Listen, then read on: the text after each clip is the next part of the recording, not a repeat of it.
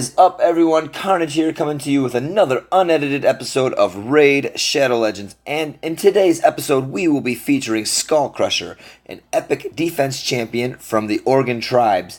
Now, Skullcrusher, he is an absolute beast and a must-have on every single team that you have in Raid Shadow Legends. Skullcrusher can make that team and that much better.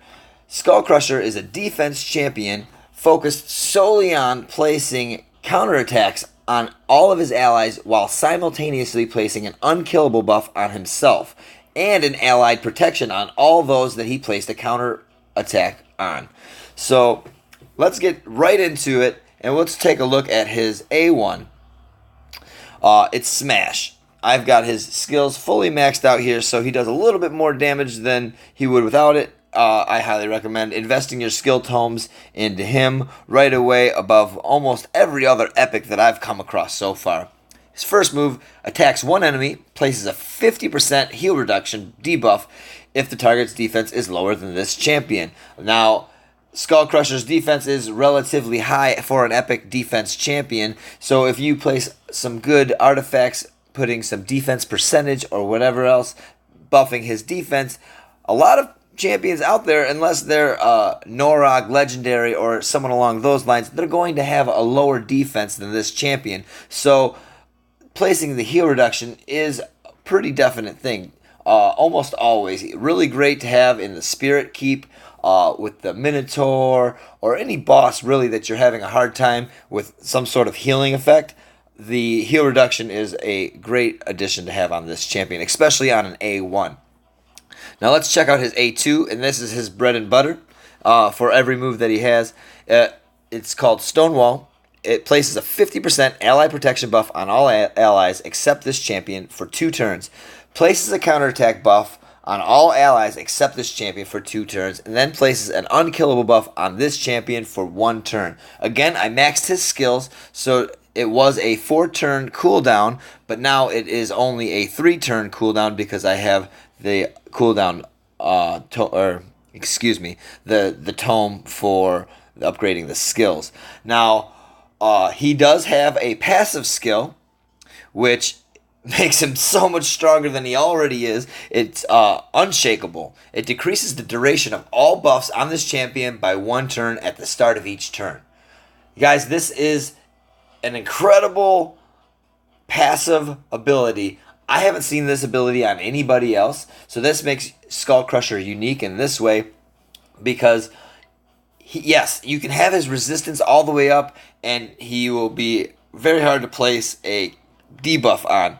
However, if you don't focus on his resist, any debuff that lands on this champion for 1 turn might as well be non-existent, because if it's a stun, a sleep, a poison, it doesn't matter what it is. If the debuff is only 1 turn, then this passive ability takes that away at the beginning of the turn. So that means that any debuff that's cast on this champion needs to be 2 turns or more in order for it to take effect. And that's it. That's all his moves. He does have an aura, which is new since Faction Wars came out. It increases the ally resist in faction crypts by 45. Like I said, if you don't build this particular champion towards resist, that extra 45 is a added bonus. Now, an awesome thing about Skullcrusher is that he only needs he only needs 5 epic skill tomes to fully max out his skills. That is really good when it comes to other epic champions such as Golden Reaper that needs 14 epic skill tomes in order to max their skills. So for this champion being such a good champion, to have so little skill tomes to be invested into this champion makes him unique and also very easily powerfully made. So okay, let's get back to the skills. He only has 2 skills that he could use. His A1, which doesn't require a cooldown, and his Stonewall, which is a 3-turn cooldown. Well, I focused in on the Fire Knight's dungeon when I got this champion, and I was like, I want these reflex artifacts for this champion because a reflex artifact, it with 4 to a set places or has a 30% chance to reduce a random skill cooldown. That's awesome. 30% chance. It doesn't the artifacts percentage isn't affected by the enemy whatsoever. So the 30% chance to reduce a random skill cooldown is a base 30% no matter what every single time. So that's a little less than 1 out of 3 times your champion's going to have a skill cooldown. Well, he only has one skill that can get a cooldown, and it being only a three turn cooldown.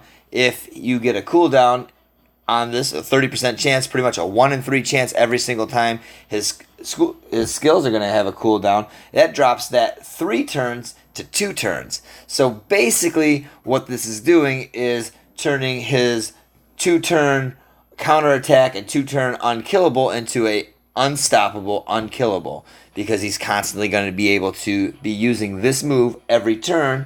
So as long as he's got a little bit of HP or another champion doesn't remove his buff, he's going to be unkillable with these artifacts. So I would focus highly on the Fire Knight's dungeon so you can get yourself a nice set of reflex artifacts, because it really is very, very good on this champion. Now, as you can see, I have his reflex chest plate already on there, with maxed at 16. His defense is raised 50%. His Skullcrusher's base defense is relatively high at 1189 base. So a 50% increase is absolutely huge. I focused a lot on his defense. I was able to find some speed boots, which speed on every champion is a good thing. So if you're able to put some speed artifacts on your champions to boost the skills and focus in on what you want to accomplish, it's always a good choice. For me, I was focusing in on the defense of Skullcrusher, so another 5-star defense percentage artifact was definitely a good choice. I also got his gauntlets. I wasn't able to get a 5-star gauntlet with a defense percentage with the reflex, but I was able to get a 4-star. So at the max 4-star, level 16, that's a 40% chance or defense increase.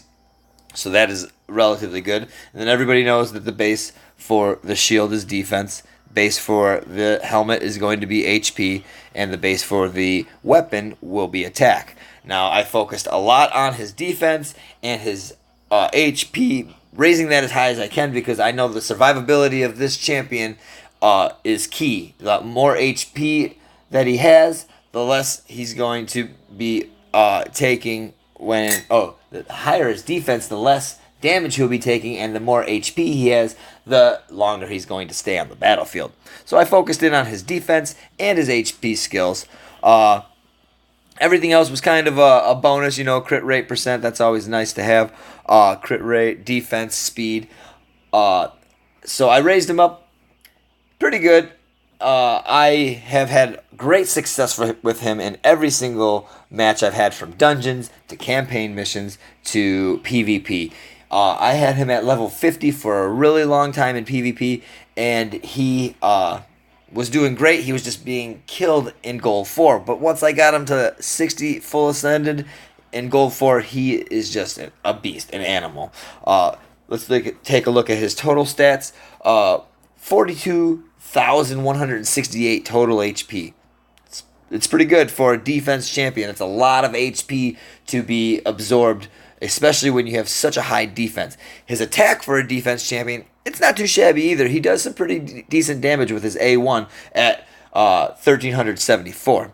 His defense, it's almost as high as my legendary champion Norog at 3,499.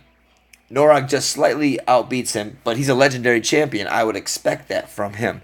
His speed is 132, not the fastest, but if you don't focus your champions on speed, he's going to have the advantage on that almost all the time. Critical rate, 39%. Not too bad for a champion. I didn't really focus in on the critical rate, and his critical damage is 66%. His debuff resistance is at 86. Not too good. I didn't really focus in on the resistance, like I said earlier. But with his passive ability, it really helps out where you don't really have to focus in on the resistance. And then his debuff accuracy is 20. I didn't focus in on the accuracy either. I thought that making sure that his unkillable and his counterattack was readily available all of the time was more important than any other thing that you could do to this champion. So even if he's not hitting that heal reduction every single time, he is placing that counterattack, he is placing that unkillable, and he is placing that ally protection almost every other turn, which is a beastly move. Now, for his masteries I went support and defense. Like I said, I really wasn't focusing in on his attack particularly because I was just focusing on specifically his survivability. So let's go down his defense skill tree first. I gave him 75 defense. I also gave him decrease the damage received from AoE attacks by 5%. Those nuke teams in gold 4, you definitely need that when you're building a defense champion. He decreases the damage received by 10% if this champion has stun, sleep, or freeze debuffs. That probably could be reworked. I didn't really even realize that I had that. You know, that happens with the unedited version. You go, it just happens. He also heals this champion by 6% of his max HP each time an enemy is healed. Occurs once per turn. Anytime that you can give an HP champion or defense champion any extra health, it makes them and their survivability that much better, makes your team that much better, and it's just something that you should just focus on most of the time with HP and defense champions. I also gave him reduce the damage this champion receives from a specific enemy by 0.75% with each hit taken. Damage reduction stacks up to 6% for each enemy. So now the enemies, as they're attacking him, are getting weaker and weaker with the damage that they inflict on him. So with the heals, with the damage reduction, he becomes that much more powerful. His survivability, remember, you're just focusing in on that A2. The longer he is up, the better chances he's going to get that skill cooldown, and the better chances he's going to place those counterattacks and the unkillable on himself. His last on his defense tree decreases the damage of an ally receives the first time an enemy is hit in each round by 20%. That's pretty cool. I knew that he had a high defense, high HP, and I've been placing a lot of squishy attack champions with him. So him taking the damage from those champions, I really think that makes a huge difference on their survivability, especially if he doesn't get to go first and place his ally protection on them. So he's taking that damage no matter what.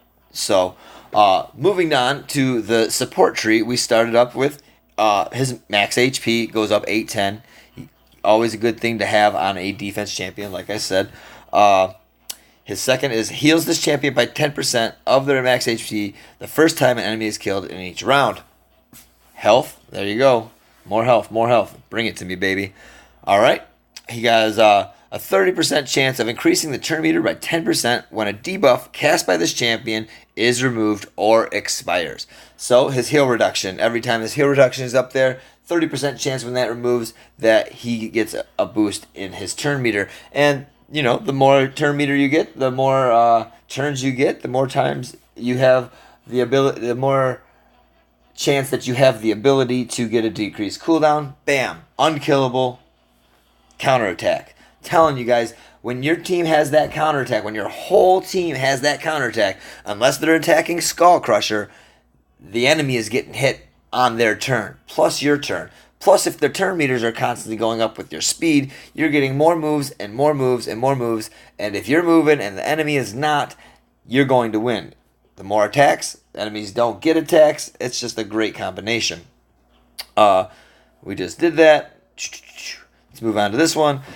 Increase the set bonuses of a basic artifact sets. Life, offense, defense, speed, critical rate, critical damage, accuracy, resistance by 15%. This increase is multiplicative, not additive. So that 15%, so we will multiply that 15% to the base whatever stat of life, offense, defense, speed, whatever. And then you take that percentage after we multiply it and then add it to that, and that's what it is. I always pick this when I go down my support tree because 15% is 15%, no matter if it's only a small bump or it's a big bump. A bump is a bump. You know what I'm saying? He also has a 5% of decreasing a cooldown of a random skill by 1 turn at the start of every turn. Whoa, that's even more chance that you're going to get that second A2 attack.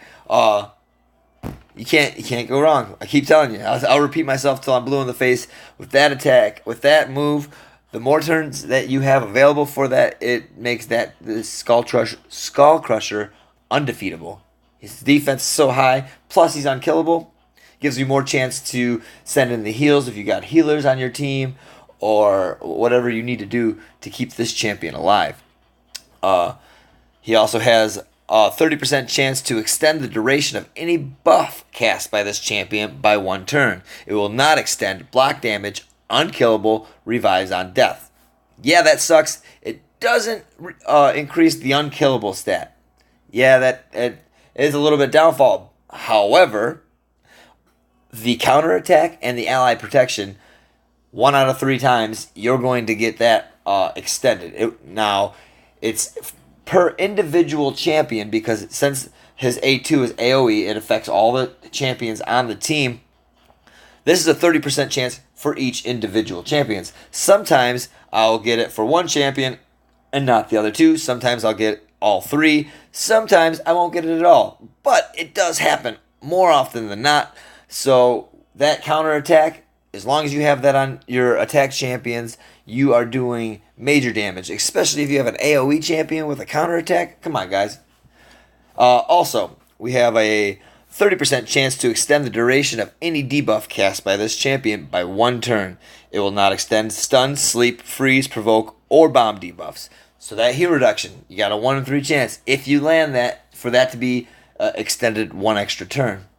It's pretty beneficial. I'm not going to lie. I do appreciate having my debuffs last just that much longer because I do go with a lot of squishy teams. Sometimes I like the high attack, squishy power, going with the speed. So when you have the chance that their heal reduction is an extra turn, it's nice that they can't heal up. And then for his 66-star Ascension Mastery, I guess you don't have to be Ascended, but for a 6-star Mastery, I gave him another 3,000 max HP. Said it once, said it a million times. HP on a defense champion, you can't really go wrong with that. You have more HP to absorb the damage, high defense to make that damage minuscule, and it just makes it all around better. Skullcrusher, guys, I give him a 10 out of 10, 5 out of 5 stars, whatever rating system that you want. He is a must-have for your team. If you happen to have Skullcrusher, do not hesitate. Put him at the top of your evolution list. Put him at 6 stars as fast as you can. Give him the skill tomes that you got laying around, and definitely ascend him. Give him all the artifacts that he's able to get, and boost his defense and his HP.